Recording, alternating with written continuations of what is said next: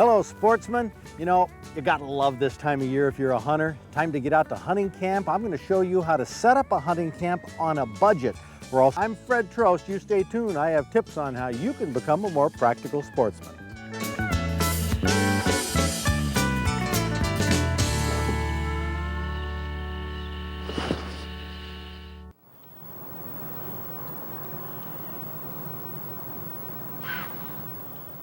Whitetail bucks. That's what bow hunting is all about.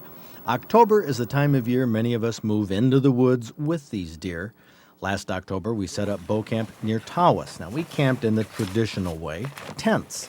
Our main camp was a pumpkin tent, large and roomy. 5 of us slept in there where we had room for most of our gear, food, and stoves.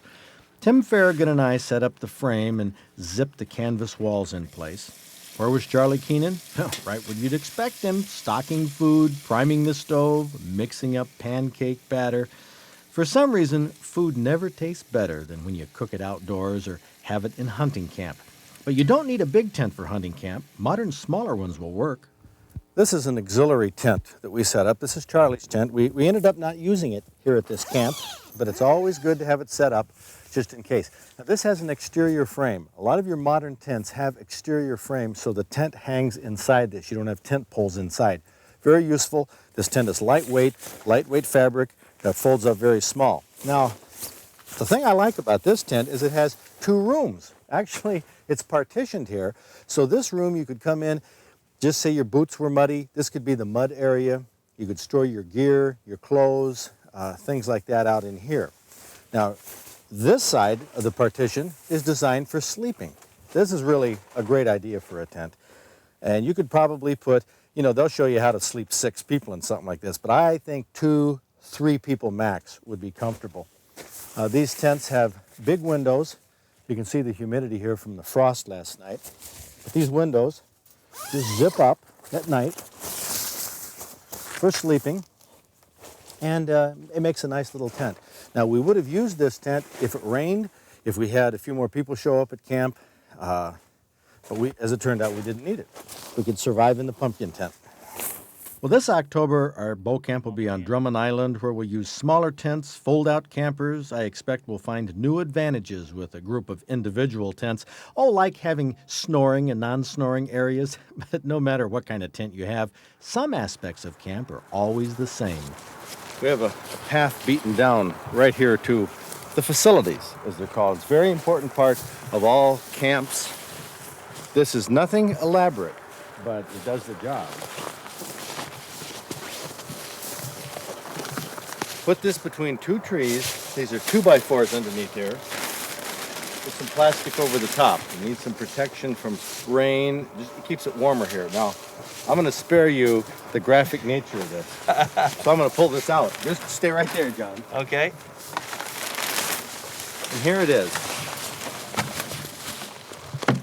This is just a 2x4 frame. This is nailed together.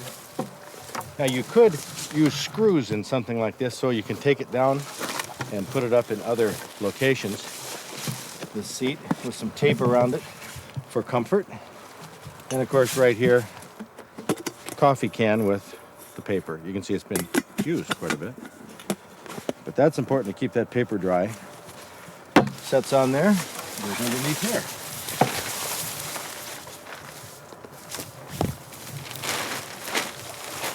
The facilities. Okay, it's not plush, but it certainly is natural. You camp out because you like the woods, you want to be in the woods, and it's always possible to use the woods just the way they are. After dark, the woods take on a new look, though. Deer and other wild birds and animals can operate off ultraviolet light to see where they're going, but the sun takes with it the light rays that we humans need to see. These are all forked. So we break out the flashlights and lanterns. LP gas lanterns are simpler, but more expensive to operate than the traditional Coleman lanterns. You can buy tripods and lantern holders, or if you want to maintain that natural look, cut 3 limbs with forks at the top, fashion a tripod for hanging the lantern outdoors. The advantage? It's movable and throws a maximum amount of light in all directions.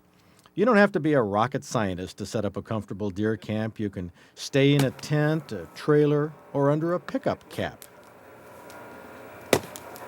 The firewood warms you when you cut it and split it, and it warms you once again when you burn it. Deer camp. Oh, there's nothing like it.